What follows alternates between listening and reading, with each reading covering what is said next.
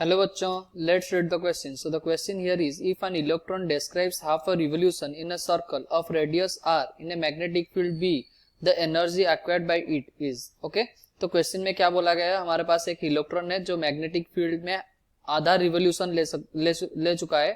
उसमें magnetic field कितना उसमें एनर्जी कितना एक्वायर हो चुका है वो बताना है.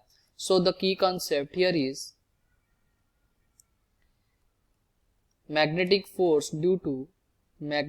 force on a charged particle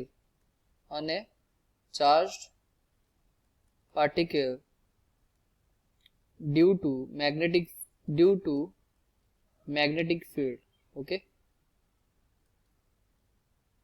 ये हमारा कितना होगा, Q F equals to Q whole into V cross B. Okay, F equals to Q whole into V cross B. Okay, यह हमारा मैग्नेटिक फोर्स है. ओके, सो अगर हम क्वेश्चन में देखें, क्वेश्चन क्या बोला गया है, हमारे पास मान लो into the plane of the paper हमारा मैग्नेटिक फील्ड है.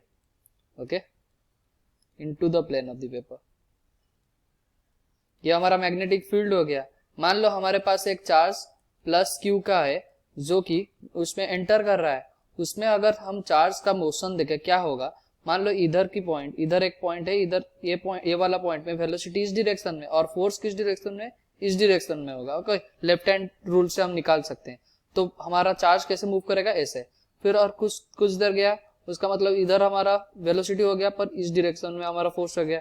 तो ये क्या करेगा, कॉन्स्टेंटली यूनिफॉर्म सर्कुलर मोशन करने में हेल्प करेगा. ओके, हर एक पॉइंट का देख लो वेलोसिटी और हर एक पॉइंट का वेलोसिटी और फोर्स परपेंडिकुलर है. Okay, so the angle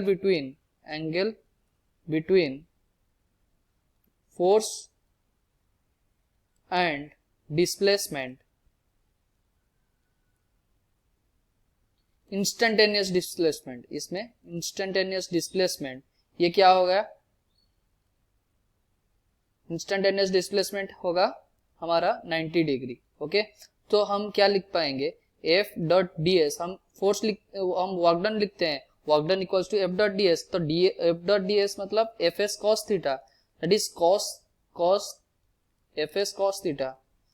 Fs cos theta का वैल्यू क्या हो जाएगा, थीटा हमेशा हमारा 90 डिग्री है, तो उसका मतलब वर्क डन हमारा क्या हो जाएगा, 0 हो जाएगा. So our option A will be our correct answer. Hope you understood well. Best of luck. Thank you.